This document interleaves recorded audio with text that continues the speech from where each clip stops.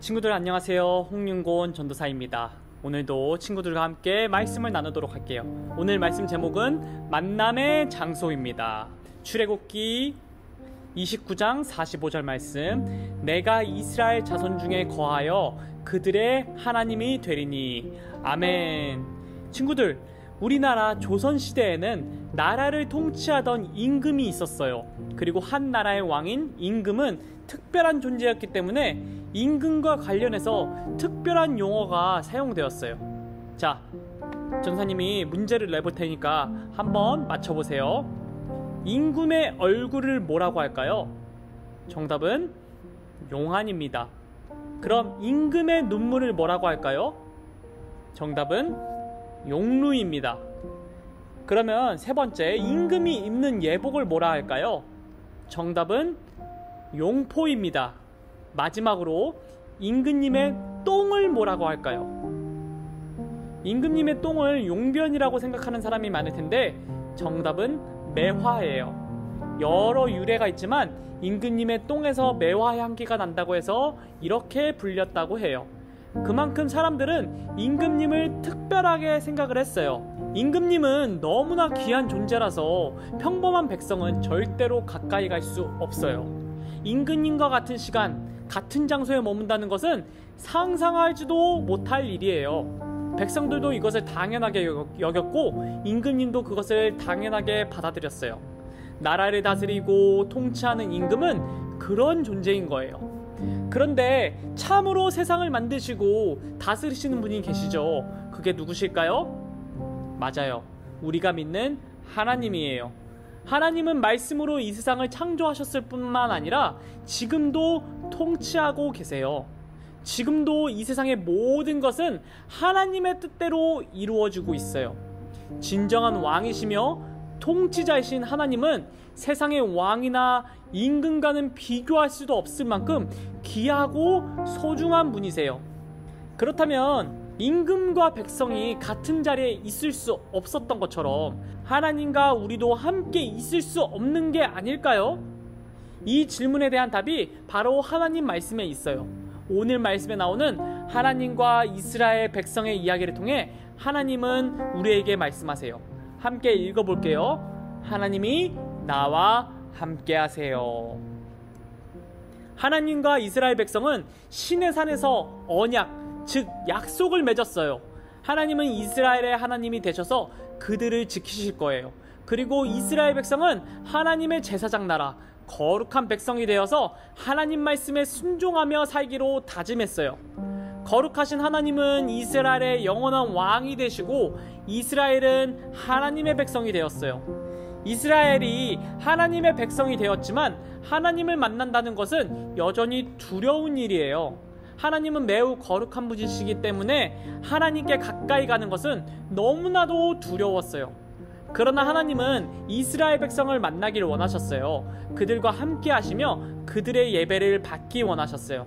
그래서 모세에게 이렇게 말씀하세요. 너희는 나를 위하여 성막을 만들어라.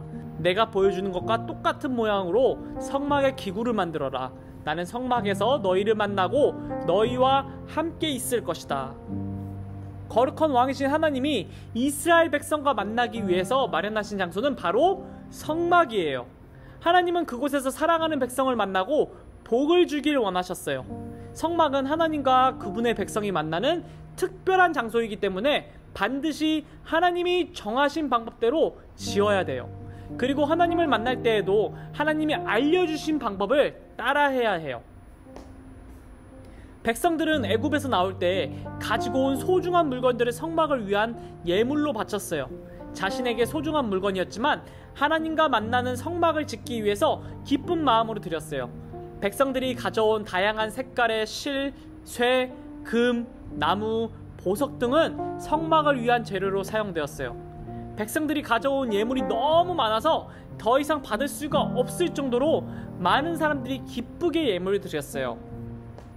성막을 짓는 것은 매우 어렵고 정교한 작업이었기 때문에 하나님이 몇몇 사람들에게 특별한 재능을 주셨어요. 그들은 자신의 방식이 아니라 하나님이 알려주시고 보여주신 방법대로 성막을 지었어요. 마침내 성막이 완성되었어요. 성막은 이스라엘 백성이 머무는 곳 한가운데 설치가 되었어요. 이스라엘 백성은 이제 가나안을 향해 이동할 거예요. 그리고 그들이 어디에 머물든 성막은 언제나 이스라엘 한가운데 설치가 될 거예요. 왜냐하면 하나님이 이스라엘 백성 한가운데 계시면서 그들과 함께 하시기를 원하셨기 때문이에요. 성막이 완성되는 날 놀라운 일이 일어났어요. 구름이 성막 가득 덮었어요. 하나님이 이 성막에 임재하셔서 그곳에서 하나님의 영광이 가득 찼기 때문이에요. 이제 이스라엘 백성들은 성막을 통해 죄를 용서받고 하나님과 교제하고 하나님을 예배할 수 있게 되었어요.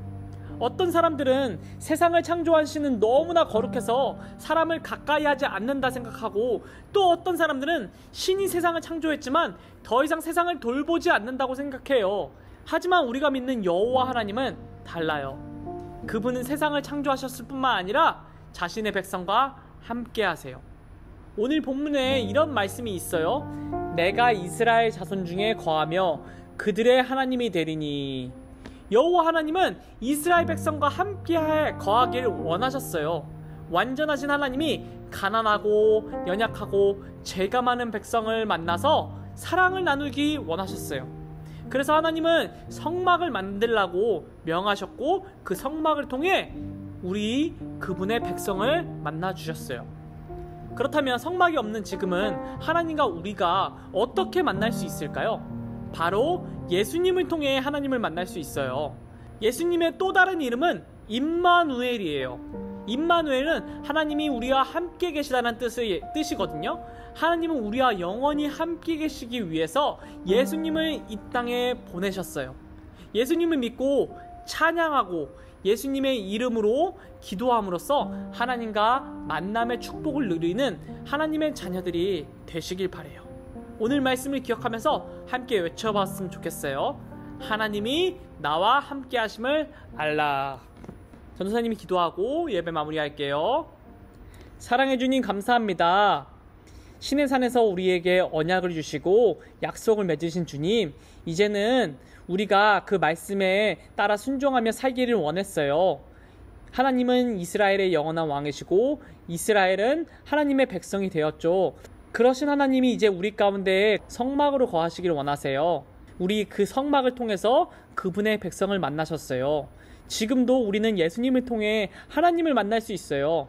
예수님의 또 다른 이름 임마누엘이신 하나님이 우리와 함께 계시다는 뜻을 우리가 기억하면서 우리가 그 임마누엘 예수님을 믿고 찬양하고 예수님의 이름으로 기도함으로 하나님과 만남을 축복을 누리는 우리 하나님의 자녀들이 되길 바라요.